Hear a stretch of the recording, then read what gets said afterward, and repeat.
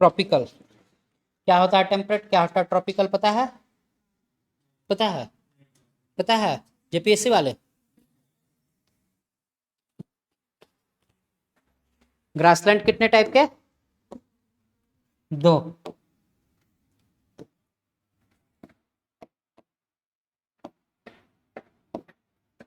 ये क्या हो गया? Tropical and temperate. ये अर्थ है ना, ये इक्वेटर हो गया, बीच वाले लाइन इक्वेटर। इसके ऊपर कौन सा? ये ट्रॉपिक ऑफ कैंसर। एंड नीचे कैप्रिकॉर्न। ठीक है, कितने डिग्री पे? नॉर्थ, और ये 23.5 साउथ। समझ में आया? ठीक है, इस वाले एरिया को पता है क्या बोलते हैं? क्या? Tropical area. क्या बोलते हैं? Tropical area. एंड जो रिमेनिंग बच गया, इस एरिया को टेम्परेट। ठीक है, तो ग्रासलैंड अर्थ में कहाँ हो सकता है? या तो यहाँ, या तो ऊपर नीचे, या तो बीच में, या तो ऊपर नीचे। बीच में होगा उसको कैसा ग्रासलैंड बोलेंगे? Tropical grassland. और ऊपर नीचे वाले को टेम्परेट ग्रासलैंड। ठीक है, इकोटोन जानते हैं? यूपीएससी में डायरेक्ट क्वेश्चन आया था, इकोटोन। बताए थे इकोटोन, पहला क्लास सन 1956। याद करो, पहला क्लास जब सन 1956 में लिए तो बताया था ना इकोटोन। डायरेक्ट क्वेश्चन आया है कि व्हाट इज इकोटोन। ठीक है, व्हाट इज इकोटोन। जैसे एक्वेटिक ये चल रहा है, जैसे डेजर्ट चल रहा है और फॉरेस्ट, क्या कोई ऐसा लाइन है खींचा हुआ, बाउंड्री किया हुआ है कि ये डेजर्ट है, इधर फिर आने पे फॉरेस्ट है? जैसे आप कहीं जा रहे हैं, ग्रासलैंड दिख रहा है, उसके बाद कोई एक लाइन खींचा हुआ होगा कि ये लाइन हो गया, इसके बाद यहाँ तक ग्रासलैंड था, अब यहाँ से जंगल शुरू। कोई लाइन है? आप दालमा जा रहे हैं मान लीजिए, आप बेतला नेशनल पार्क जा रहे हैं, तो कोई ऐसे लाइन खींचा हुआ है जहां से हो कि नहीं यहाँ तक आप आए, यहाँ तक पठार वाला एरिया था और ये लाइन हो गया एकदम यहाँ से, इसके उधर जाइएगा तो जंगल आ गया और इधर आ जाइएगा तो ग्रासलैंड आ गया। है कैसा? नहीं। तो एक ट्रांजिशन फेज बनता है कि हम ग्रासलैंड से जा रहे हैं, धीरे धीरे थोड़ा थोड़ा पेड़ दिखा, थोड़ा थोड़ा पेड़ दिखा, फिर जंगल।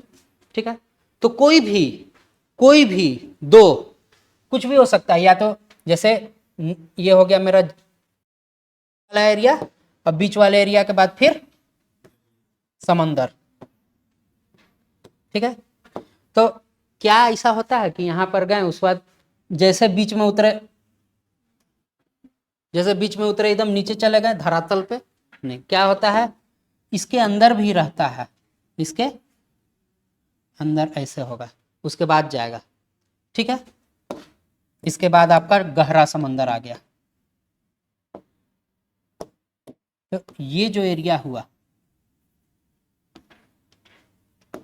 ये जो एरिया हो गया, इसको क्या बोलते हैं? इकोटोन। क्या बोलते हैं?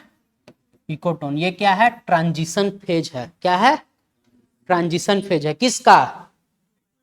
दो बायोम का। ग्रासलैंड कहाँ पाया जाता है?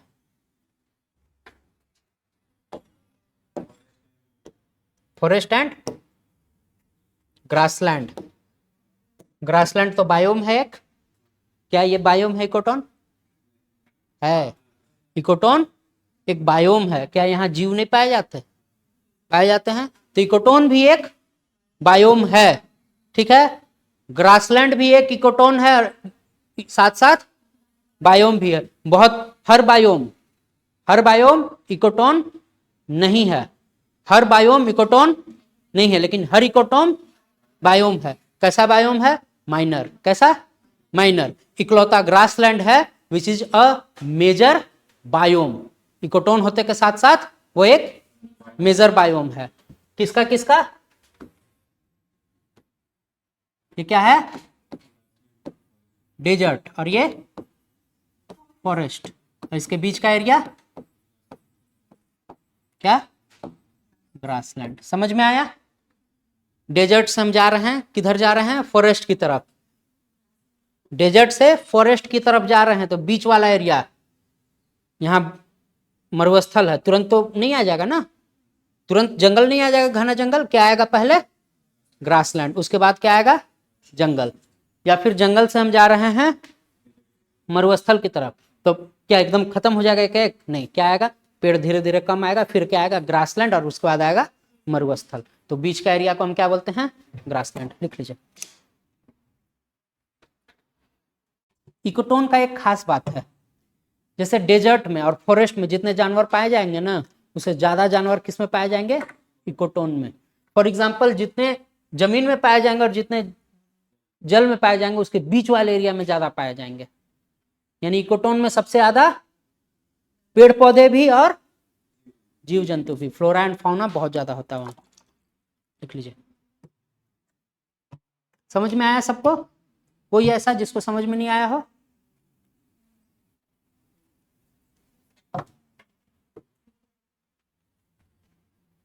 चीजें हार्ड है, नो डाउट। जितना आप अभी शुरुआत की हैं, लेकिन चीजें up the level, out of the box है। लोग पूरा पढ़ने के बाद पढ़ते हैं, लेकिन साथ साथ चल रहे हैं, तो आपको पता होना चाहिए कि किस लेवल की पढ़ाई करनी है। समझ में आ रहा है? जैसे यूनेस्को वर्ल्ड हेरिटेज साइट में क्या बोले, आप लोग जितना पढ़ाएं मैक्सिमम, इससे ज़्यादा नहीं पढ़ना है जेपीएससी। और यूपीएससी को तो इससे नीचे पढ़ना ही नहीं है, इसके ऊपर जहाँ तक जा सकते हैं। बहुत फेवरेट टॉपिक है आर्ट एंड कल्चर यूपीएससी का। ऐसा ऐसा क्वेश्चन पूछेगा। वो पूछा था कि गंगा नदी जो निकलती है, तो गंगा नदी को किस स्कल्पचर में सबसे पहला डिपिक्ट किया गया था? मूर्ति का नाम किसी मंदिर में लगा है, गंगा नदी में कौन सी मूर्ति है? लक्ष्मण मंदिर में बाहर जो लगा हुआ है कौन सी मूर्ति है, किस पोज में है? समझ में आ रहा है? मतलब इतना डीप आर्ट एंड कल्चर पढ़ना है यूपीएससी वालों को, आप सोच नहीं सकते। ठीक है? एक एक मूर्ति, एक एक स्कल्पचर, एक एक दीवार, एक एक, मतलब सब कुछ पढ़ जाना है। लेकिन जेपीएससी वाले के लिए जितना पढ़ाएं मोर देन इनफ, इससे ज़्यादा नहीं। ठीक है? आप लोग भी ये वीडियो सेंड कर देंगे, वीडियो पॉज कीजिएगा, और ये लोग जैसे लिख के लाएं वैसे लिख के लाइएगा।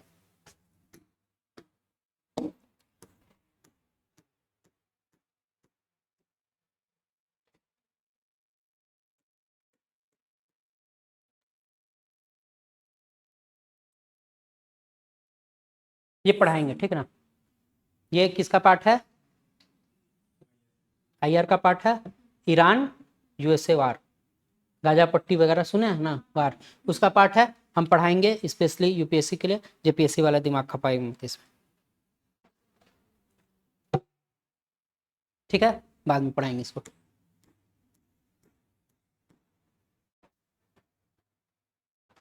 आईएएस कैंडिडेचर फ्यूचर एग्जाम के लिए डिवाइड कर दिया गया। किसका पार्ट है? एथिक्स का पार्ट है ना? इससे क्या पता चलता है कि मतलब गलत रास्ते पे हम चल सकते हैं, कुछ दिन तो चल सकते हैं, लेकिन परमानेंट नहीं। Justice can be delayed but can't be denied. ठीक है? ये दोनों के लिए इंपॉर्टेंट है। ईडी रेट्स महाराष्ट्र इन पीएमएलए वायोलेशन केस। पीएमएलए बोले तो prevention of money laundering act. ठीक है? कब आया? 2002। मनी लॉन्ड्रिंग क्या होता है ये समझ जाइए केवल जेपीएससी वाले। मनी लॉन्ड्रिंग क्या होता है? पैसा जो है ब्लैक मनी आपका है, वो वाइट करने का जो सोर्स आप अपना रहे हैं उसको क्या बोलते हैं? Money laundering. सबसे अच्छा उपाय है कि जो इंडिया का पैसा है वो कहाँ भेज दिया जाता है? स्विस बैंक अकाउंट सुनते हैं ना, स्विस अकाउंट। स्विस अकाउंट क्या है? Swiss account that is a tool of money laundering. आपके पास ब्लैक मनी है, उसको हम डाल दिए स्विस अकाउंट में, विदेश के अकाउंट में। वहां पर टैक्स वैक्स लगना नहीं है, वो लोग पूछता नहीं है कहाँ से पैसा आ रहा है। और उस पैसे को हम लेके आएंगे इंडिया, तो क्या हो जाएगा? वाइट। क्या हो जाएगा? वाइट। बहुत सारा एक्टर एक्ट्रेस ये लोग को देखते होंगे कि घूमने जाता है बाहर विदेश, है ना? नाश्ता करने का मन किया चल गया इटली, खाना खाने का मन किया चल गया फ्रांस। क्यों जाता है पता है? कभी सोचे हैं आप? घूमने का मन होता होगा। टैक्स आप लोग पढ़े ना, टैक्सेशन का ही पार्ट है। देखते हैं ना बहुत सारा, कोई भी एक्टर एक्ट्रेस या फिर कोई बड़ा पॉलिटिशियन हो या फिर कोई वैसा इन्फ्लुएंसर हो, सोशल मीडिया इन्फ्लुएंसर बना, पूरा विदेश घूम रहा है, शादी यहाँ, बारात वहाँ, हॉलीडे हुआ तो हम लोग हॉलीडे में नानी घर जाते हैं, वो लोग जाता है विदेश। क्यों, कभी सोचे हैं?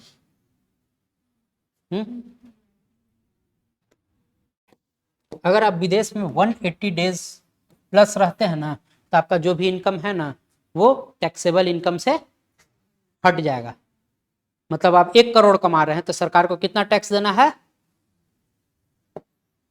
कितने?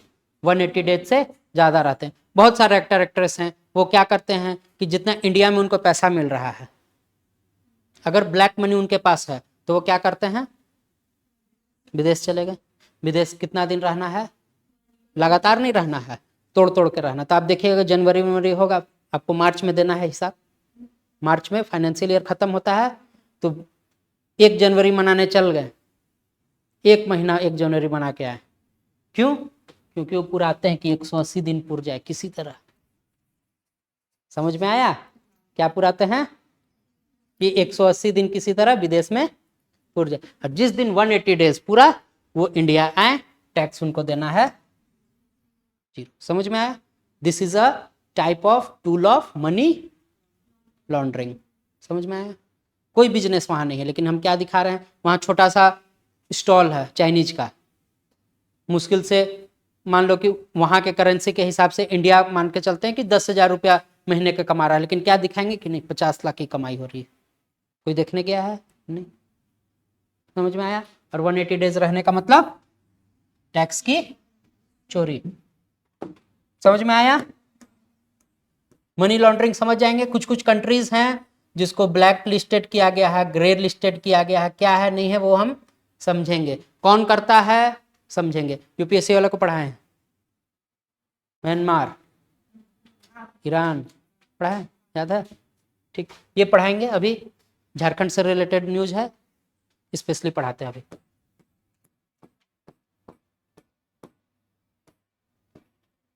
यूपीएससी चेयरमैन कौन बन गई?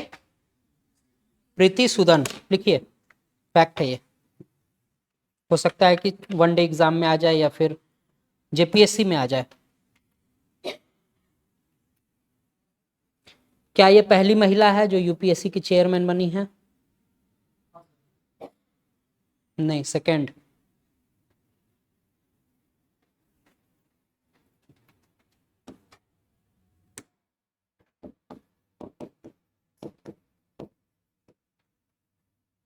पहली कौन बनी थी?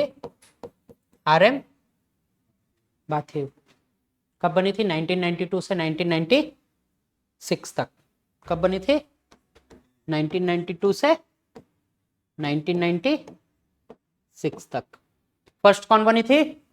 आरएम बाथेव। सेकंड कौन बनी? प्रीति सूदन। ठीक है।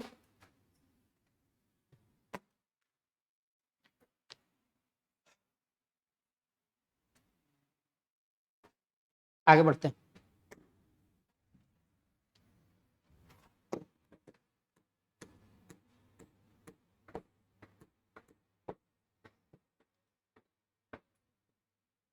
क्या है? पढ़िए।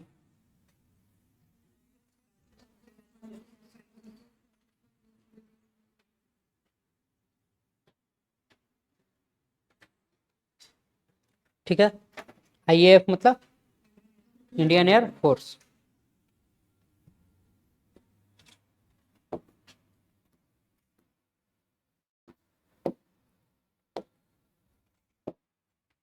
कौन सा exercise?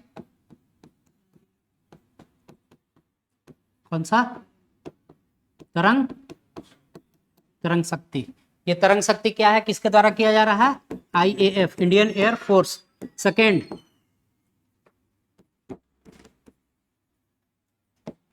First multinational exercise of IAF. मतलब आईएएफ अपने देश के अंदर तो करता था एक्सरसाइज, लेकिन अलग देश को जोड़ के पहली बार कर रहा है। ठीक है। 51 कंट्रीज पार्टिसिपेट करेंगे।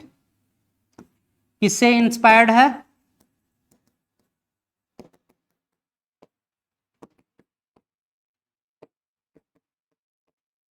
कौन कराती है रेड फ्लैग एक्सरसाइज? ठीक है, इसे क्या पता चलेगा? इसे पता चलेगा कि हम लोग एक साथ मिलकर कितना काम कर सकते हैं। एक कोऑपरेटिव, जैसे ढेर सारे यूएन संगठन हैं, तो अगर 51 कंट्रीज इसमें पार्टिसिपेट करेगी, कितने फेज में होगा?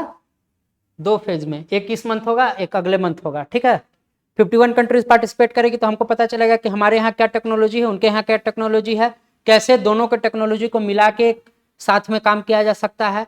एक पीस का भावना रखा जाएगा कि नहीं, आप मेरा एयर स्ट्राइक मत करो, मैं आपका एयर स्ट्राइक नहीं करूंगा। अगला स्ट्रेटजी पता चलेगा। यही सब फायदा भी है, फायदा ज्यादा है, नुकसान कम है।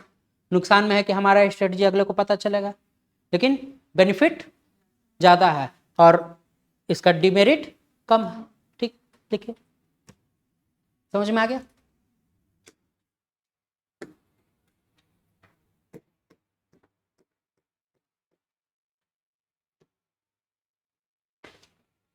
इलेक्ट्रिसिटी का डिमांड बहुत ज़्यादा हो गया है, प्रोडक्शन कम हो रहा है। इस कारण सरकार, मतलब रिपोर्ट आया है, रिपोर्ट में क्या कहा जा रहा है कि 3 साल में, अगले आने वाले 3 साल में जो पावर कट है वो ज़्यादा होगा, बढ़ जाएगा। ठीक है, इसको आप रिलेट कर सकते हैं, non fossil fuel, fossil fuel वगैरह कुछ कुछ लिखिएगा तो कर सकते हैं कि इस टाइप का। तो क्या है, पढ़िए। Organizers of Olympic almost lost their bet against climate change. ठीक है, तो अभी जो तैराकी हो रही थी, ये तैराकी का, ये कौन सा रिवर है? Seine river. कहाँ है? फ्रांस। सीन रिवर कहाँ है? फ्रांस। तो ये बहुत गंदा हो चुका है। क्या हो चुका है? गंदा हो चुका है। और ओलंपिक में जो स्विमर हैं, एक किसी ने उल्टी भी कर दी, पता नहीं नाम मैं भूल रहा हूँ, स्विमिंग करके आया कंटेस्टेंट और उसने वहीं ट्रैक के पास उल्टी कर दी। तो ये क्या दिखा रहा है कि आपने जो व्यवस्था रखी ओलंपिक को लेके, कहीं ना कहीं वो एक मार्जिन से, एक मार्क जो है उससे बहुत लो था। आपने क्लाइमेट चेंज को एम्बिट नहीं कर पाया। डेवलप नेशन का जो झंडा गाड़े रहते हैं, लेकिन खरे नहीं उतरे। यही चीज इंडिया में होता और इंडिया के किसी नदी में इस तरह का होता तो ये पूरे वर्ल्ड के लिए बहुत बड़ा टॉपिक हो जाता है कि इंडिया की नदियां गंदा है, गंदा है। लेकिन हम सीन रिवर का एक ये ले सकते हैं कि नहीं, जो डेवलप कंट्री है वो अपना तूती बोलती हैं, लेकिन उनके यहाँ भी कमियां हैं। समझ में आया? और दूसरा लिख सकते हैं कि ये जो पार्टिसिपेंट रहते हैं बहुत मेहनत करके जाते हैं, एक एक सेकेंड इनके लिए बहुत इंपॉर्टेंट होता है। 1 सेकेंड के लिए कोई सेकेंड हो गया, कोई थर्ड हो गया, किसी ने मेडल नहीं पाया, तो इनके लिए फैसिलिटीज़ को बेहतर रखना चाहिए। इस तरह के गंदे पानी में कूदा देना तैराकी इवेंट के लिए बहुत बड़ा एक चैलेंज है, हमारे स्पोर्ट्स के लिए। जो भी कहीं ना कहीं इस चीज़ को हर जगह आप ऐड कर सकते हैं।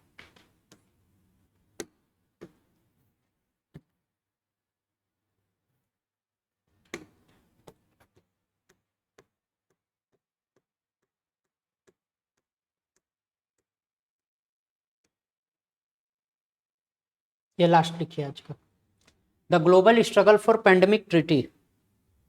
ये क्या है? देखिए 77th ग्लोबल हेल्थ स्ट्रेटजी लाया गया। क्या लाया गया? 77th global health strategy. यहाँ देखिए 77 वर्ल्ड हेल्थ असेंबली क्या है?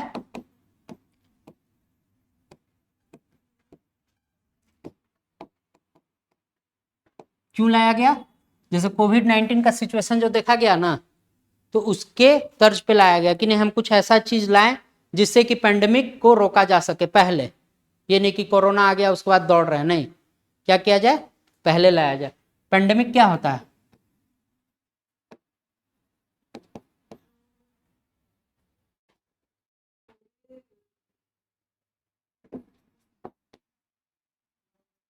पेंडेमिक, कोरोना क्या थी? पेंडेमिक का मतलब हो गया जो पूरे विश्व में फैलेगा ना, पूरे वर्ल्ड में फैलेगा तो उसको क्या बोलेंगे? पेंडेमिक। और किसी एक क्षेत्र में फैलता है, जैसे इंडिया में फैला, किसी देश में फैला, तो उसको क्या बोलेंगे? एपिडेमिक। ठीक है, समझ में आ गया ना? तो ये ग्लोबल लाया जा रहा है पेंडेमिक के लिए। पेंडेमिक के लिए मतलब पूरे विश्व के लिए क्या लाया गया कि पहले से हम प्रिपेयर करके रखें। पहला लिखे preparedness.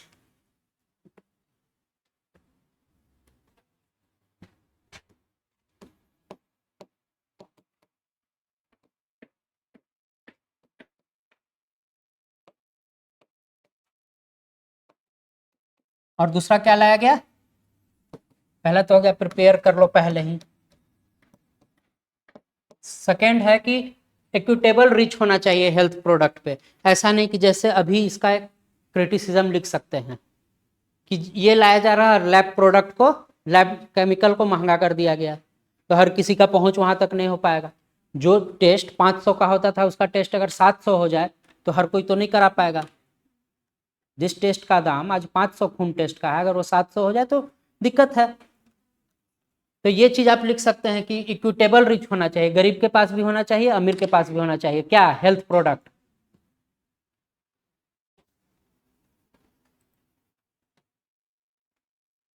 Pathogen access and benefit sharing, PABS. क्या है पैब्स,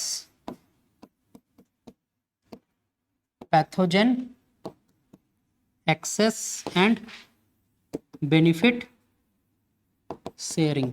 इसका मतलब क्या हो गया, पैथोजन का मतलब होता है ना जो लैब में जांच होता है, जैसे आपने खून जाके दिया, वो क्या होता है कि लैब में प्रॉपर उसकी जांच होती है। तो जैसे मान लो कि जर्मनी में किसी चीज का जांच चल रहा है, पैथोजन का मतलब जांच। जर्मनी में कोई एक बैक्टीरिया आया, उस पर जांच चल रहा है, कोई वायरस आया जिसमें जर्मनी में जांच चल रहा है, जर्मनी वाले ने जांच कर ली, ठीक है। उनके यहाँ भी वही बीमारी हो रही है, अपने वहाँ भी सेम बीमारी हो रही है, लेकिन उस बीमारी में जो वायरस है वो जर्मनी ने पता कर लिया कि किस कारण से हो रहा है।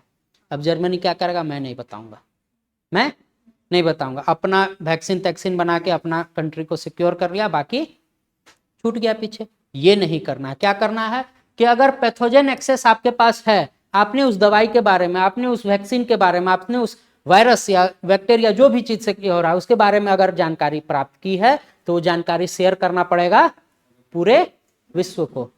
ठीक है, समझ में आया। और टेक्नोलॉजी ट्रांसफर करना होगा। क्या करना होगा, टेक्नोलॉजी ट्रांसफर। कोई वैसा टेक्नोलॉजी आपके पास आया तो ट्रांसफर कीजिए। कुछ ऐसा महामारी है जिसके लिए कुछ वहां से डॉक्टर भेजना पड़ेगा। कोई यहाँ वैसा बीमारी हो गया, किसी को रेयर डिजीज हो गया, जर्मनी में उसका इलाज है, तो वहां से क्या करना है आपको, इंटेलेक्चुअल मतलब कोई डॉक्टर वहां से भेजिए, इंटेलेक्चुअल ट्रांसफर। समझ में आया कि कोई वैसा क्या बोलते हैं सर्जरी करना हो, जो सर्जरी यहाँ के डॉक्टर से नहीं हो पा रहा है, लेकिन जर्मनी में कुछ ऐसे टीम है जो कर सकते हैं और यहाँ चाहिए, या जापान में कोई टीम है चाहिए, तो वहां से भेजना पड़ेगा। और क्या, हम लोग वन हेल्थ अप्रोच रखेंगे। क्या रखेंगे, वन हेल्थ अप्रोच। किसके लिए, वन हेल्थ अप्रोच किसके लिए, वही 3 डिजास्टर जो आ सकते हैं, कहां कहां, ह्यूमन, एनिमल एंड एनवायरनमेंट। ठीक है, पेंडेमिक भी एक तरह का डिजास्टर है, बायोलॉजिकल डिजास्टर। तो उसके लिए जो पॉलिसी बनाई जाएगी वो भी उसके लिए पॉलिसी बनाएगी जो इफेक्ट करता है, जो डिजास्टर इफेक्ट करता है, सेम इफेक्ट पेंडेमिक भी कर सकता है, क्योंकि पेंडेमिक भी एक तरह से बायोलॉजिकल डिजास्टर है। समझ में आया, लिख लीजिए।